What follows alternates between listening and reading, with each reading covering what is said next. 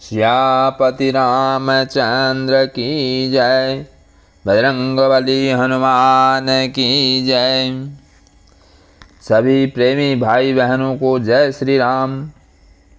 भाई बहनों, आज मैं श्री रामायण के बालकांड नामक पाठ से उस समय की कथा सुना रहा हूँ जब ऋषि विश्वामित्र श्री राम चंद्र जी, लक्ष्मण जी, जनक जी के वहाँ ठहरे हुए हैं। तब राजा जनक ने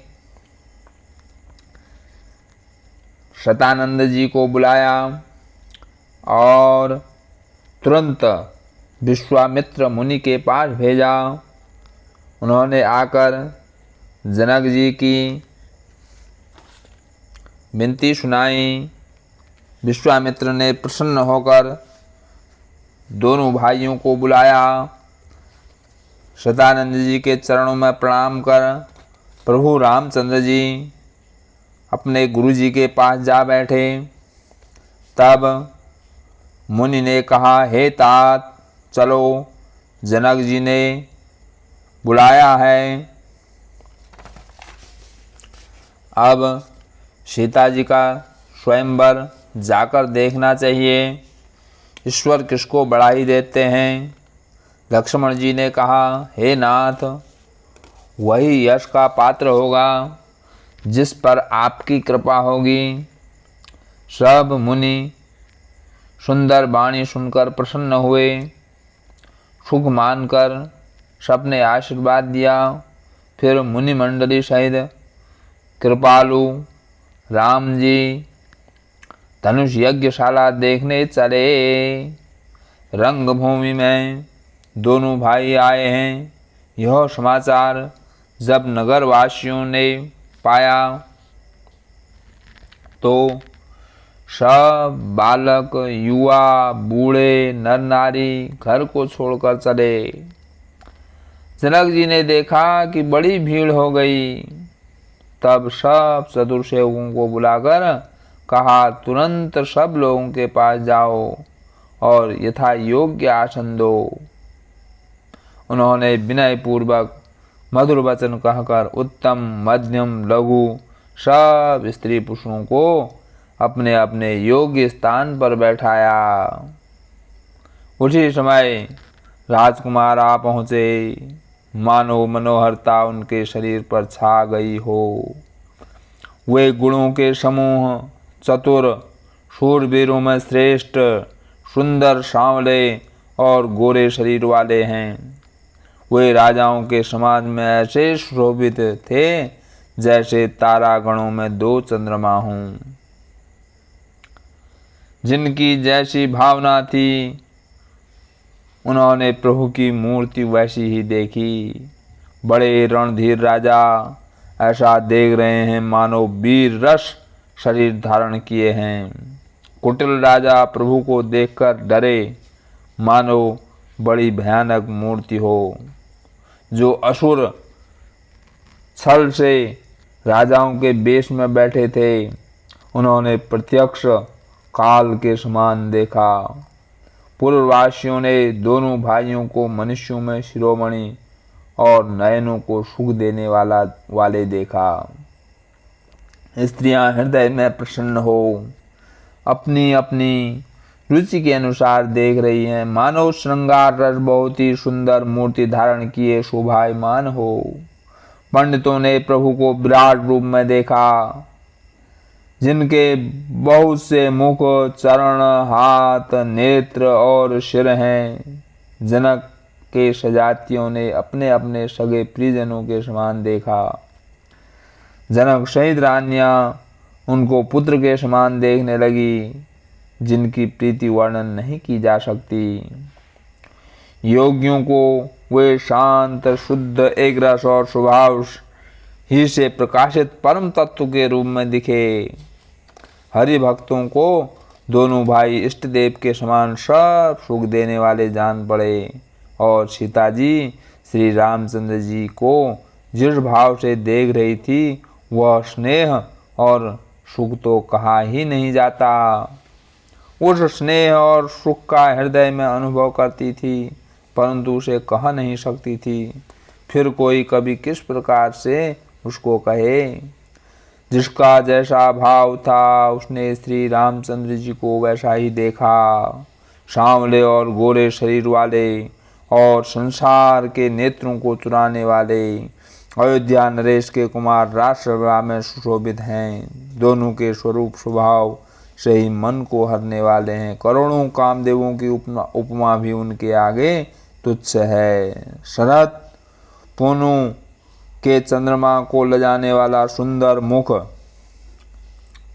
कमल के समान मन भाव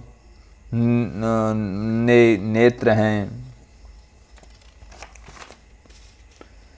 कामदेव के घमंड को हरने वाले सुंदर चितवन मन को भली लगती हैं, परंतु वाणी से कहो नहीं जा सकती, वाणी से कही नहीं जा सकती। सुंदर गालों पर कानों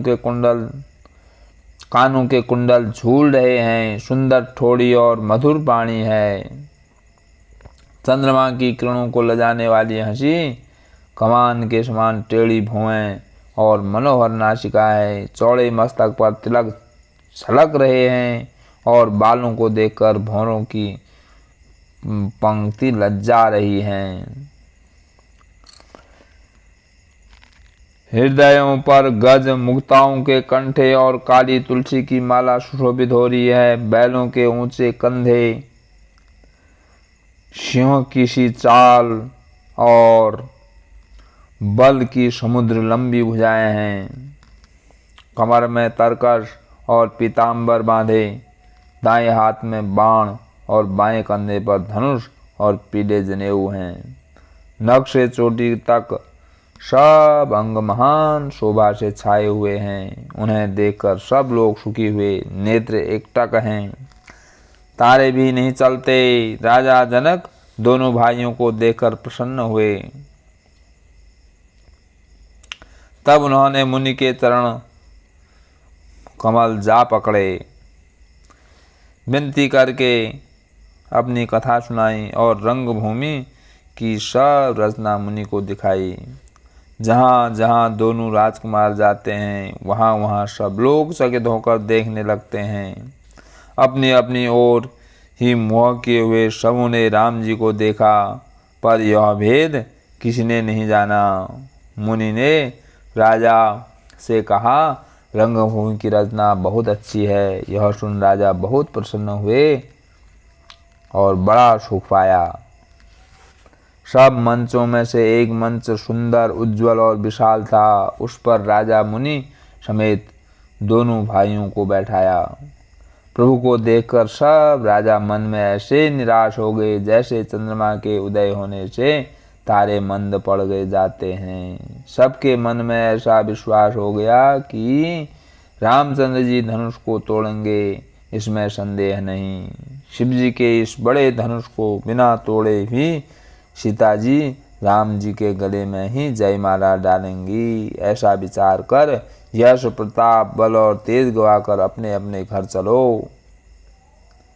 यह बात सुनकर दूसरी राजा, जो अज्ञान से अंधे और घमंडी थे, हंस पड़े और बोले, धनुष तोड़ने पर भी ब्याह होना कठिन है। बिना धनुष तोड़े तो राजकुमारी को ब्याह ही कौन सकता है।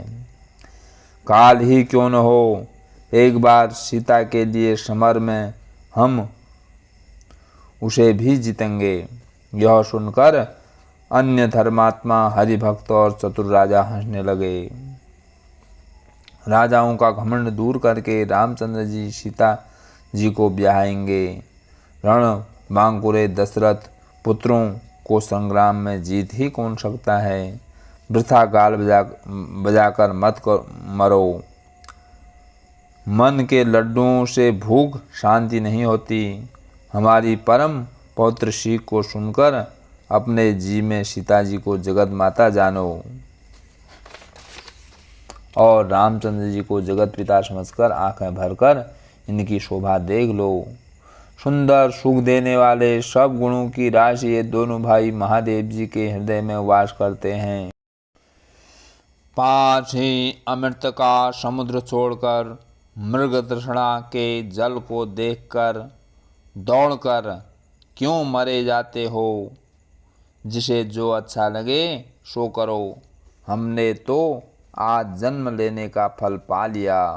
ऐसा कहकर भले राजा प्रेम में मग्न हो गए और अनुपम रूप को देखने लगे। देवता भी आकाश से विमानों पर चढ़े हुए देख रहे थे और पुष्प बरसाते हुए मधुर गीत गा रहे थे। तब राजा जनक ने शुभ समय जानकर सीता जी को बुला भेजा। चतुर और सुंदर रूप वाली सब सखियां सादर सहित उन्हें विवाह ले चली। सीता जी की शोभा कही नहीं जा सकती, क्योंकि वे जगत की माता और रूप व गुणों की खान हैं। सब उपमाएं मुझको तुच्छ जान पड़ती हैं, क्योंकि वे सब संसारी स्त्रियों के अंगों में लगाई जा चुकी हैं। सीता जी के वर्णन में उन उपमाओं को देकर कभी कहा कर कौन अपयश ले। जो किसी स्त्री के साथ सीता जी की उपमा दी जाए तो संसार में ऐसी मनोहर युवती कहाँ है। सरस्वती जी बहुत बोलने वाली हैं, पार्वती जी अर्धांगनी है, उनका आधा अंग शिव जी का है। रति अपने पति को बिना शरीर का जानकर बहुत दुखी रहती हैं और विष और वारुणी जिनके प्यारे भाई हैं, उन लक्ष्मी जी के समान तो सीता जी को कहा कैसे जाए। जो छवि रूपी अमृत का समुद्र हो और दिव्य रूप का कछुआ हो, शोभा रूपी रस्सी हो, श्रृंगार रस रूपी मृदांचल हो और कामदेव स्वयं अपने कर कमलों से मथे। इस प्रकार जब सुंदरता और सुख की मूल लक्ष्मी उत्पन्न हो तो भी कभी सीता जी को संकोच के साथ उनके समान कह सकते हैं।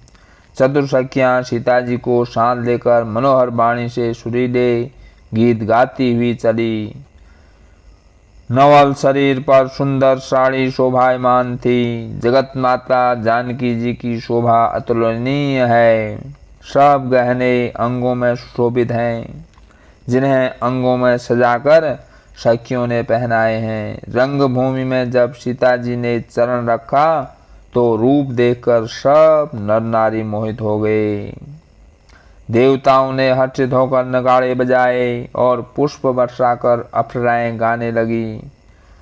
उनके कर कमलों में जयमाला सुशोभित है। सीता जी ने अचानक सब राजाओं की ओर देखा, दृष्टि को कहीं नहीं रोका। सीता जी चकित चित्त से राम जी को देखने लगी। सब राजा मोह के वश हो गए।